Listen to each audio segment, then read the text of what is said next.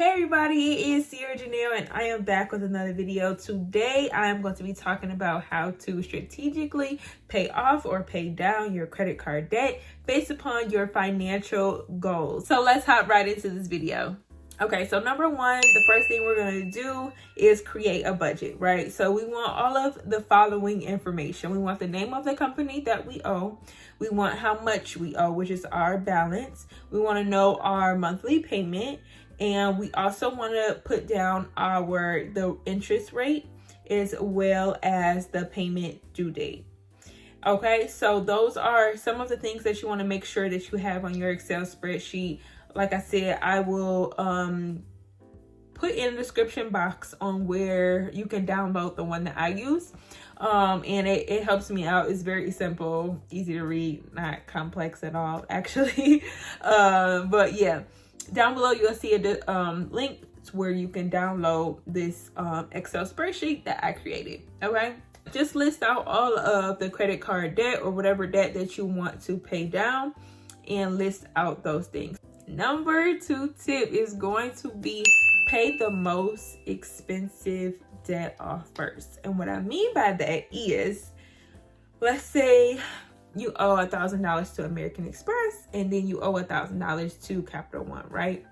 Capital One has a, let's say 30% interest rate, but American Express maybe has a 10% interest rate. So what you would want to do is pay the most expensive debt off first. Even though they may have the same balances, when we're looking at the rate, the interest rate that they're charging you to borrow that money, you want to make sure you pay the one with the most expensive rate, okay? And that is because, again, my $1,000 analogy is, even if you have $1,000 at 10%, $1,000 at 30%, this 30% is going to cost you more because we have a higher rate. They're charging you a higher rate to borrow those funds or use those funds, right? So that is what you want to start off first. Okay, so now I'm going to put a disclaimer here. Normally, that is correct. That is what you want to do. But again, based upon your financial goals and what the reason you are paying this debt off first, it might differ. I'm going to give you an example, okay? So if you're buying a home and you want to start paying some debt off because you want a higher or a lower rate, I should say, you may want to pick paying off something with a higher monthly obligation, because when you are buying a home, you want a low debt to income ratio, right? So sometimes it may be better to pay off the higher monthly payment, and that doesn't always correlate to the highest rate or the highest monthly payment, if that makes sense. Hopefully that makes sense. If it doesn't, please comment below and I can maybe make another video on that as well, because I am in the mortgage industry, and sometimes based upon your goals or what the reason you are paying the debt off first may differ on what you pay off first. But normally speaking, 9 times out of 10, you want to pay the most expensive debt off first, which would be that lower interest rate, okay? Okay, so the number 3 tip is going to be, do not pay the minimum balance. If you only pay the minimum balance, you are going to be in debt forever. And that's just a fact. You cannot plan to only pay the minimum balance. 2 things are going to happen if you do that, okay? 1, you're going to be paying forever and ever and ever. And then the payments that you're going to make are only going to be, maybe 80% interest. The rest, or 20% of the money that you actually owe. And the longer you stretch that out, the longer, the more money you're gonna pay in interest, and it's just never going to feel like you've made any progress if you only do the monthly balance. The monthly payment, I should say. Don't do it. Don't do it. Don't do it. Don't do it. Don't do it. Please, I'm begging you, pay more than the monthly balance. You're never going to make it anywhere making the monthly balance, because like I said, when you make your payment, most of it is going to interest anyways. So maybe I'll put a chart here. Excuse me. So if you take a look on your credit card statement, most of them have this minimum payment warning. And basically it's what it's saying. If you do not charge anything else to your credit card and you only make the minimum payment, you are going to, in this case, pay for 7 years, right? But if you make, let's say, this $20 payment, you will only be paying for the next 3 years, and it will show you the savings of $153, and the amount of years that you will be paying as well. So as you see, there is a benefit of paying more than the minimum payment. I've been there, and that's the reason why I give these tips, because I have been there. I have been there making bad financial mistakes, thinking I'm doing something good because I pay my bills on time, but you're only making the minimum balance. Like, you're gonna be paying that bill for the rest of your life, honestly. Okay, so the number 4 tip is gonna be take advantage of balance transfers or debt consolidation loans. Basically what that is let's say, when we're first starting out, we may not have the best credit, or we haven't established a credit. So when you open maybe your first credit card, maybe you have like a 20 or 30% interest rate.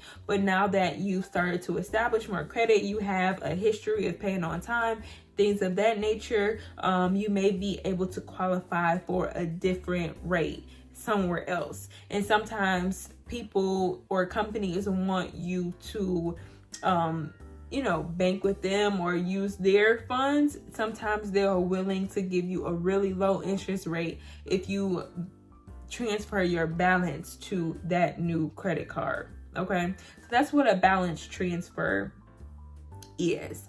And a debt consolidation loan is basically about the same thing, but instead of transferring a credit card to a credit card, you take a loan out from a bank, pay your credit card off, and now you are responsible for that new loan that you got. So you close your credit card out, and now you're making payments on, through the new financial institution. And like I said, normally they do offer better rates because there's more money in their pocket, but it's less money that you would spend over here. That makes sense. Number 5 is going to be stop using your credit card. I know that sounds kind of repetitive or maybe common sense, but when you are trying to pay off your debt, you want to see some type of progress. You don't want to pay it off and then rack it back up, then pay it off, then rack it back up, because it kind of defeats the purpose. When you pay it off, you do want to see some type of benefit, whether that is seeing a $0 balance, whether that is raising your credit score because now your utilization has decreased, but definitely halt your credit card spending, because again, if you set your budget and you're constantly spending, those numbers are gonna differ. So what you want to do is pay it down first, and then you can do whatever you want to do after that. But while you're strategically trying to pay off credit card debt, try not to use your credit card, because those numbers will fluctuate based on the budget that you first created. Number 6 tip is going to be put any extra money that you have onto your debt, because technically that's not what you normally work in. So anything extra, just throw it at your credit card. So any bonuses that you get, I know like now a lot of people have got stimulus check. I'm not saying you have to put your whole stimulus check on there, but that's money that you otherwise wouldn't have. So maybe if we got $1,000 in stimulus, maybe put 400, 500. I would put the whole thing, but because that you wasn't gonna have that money anyways. But like I said, if you have other things going on, other things to take care of, definitely do that. But throw any extra money that you have, whether it's bonuses, whether it's overtime, whether it's stimulus check, whatever you have extra that you didn't think you were gonna get, or it came as a surprise, go ahead and throw that extra money on your credit cards. Speaking on throwing extra money, this next tip is going to be sell things that you do not use and use that money to put on your credit card debt as well. I have recently started selling on Poshmark and Mercari, and you know, I've gotten $80 here, $100 here sporadically for things that are sitting in my credit card. Sitting in my closet that I probably purchased with my credit card and is the reason why I'm in this position now. So use that, especially if you're not using it anymore. You're probably still paying for that if you use your credit card. So why not sell that and then put it on the credit card to lower your balance? You know what I'm saying? So that is another tip as well. Sell some unwanted things that you do not use, but it's still of good quality. Put it on places like Poshmark, Depop, and Macari, and put it back on your credit card. And this last tip is my favorite tip. It has saved me throughout the years. What you want to do is do this. This is free game right here. Okay, this is free game, but I'm gonna give it to you because I want us to be debt free over here. Okay, or as close as possible as we can. This is the best rule ever. Not even rule, tip. I'm gonna give you a tip. This is a good tip. This is a good one. Okay, delete your credit card information off of PayPal.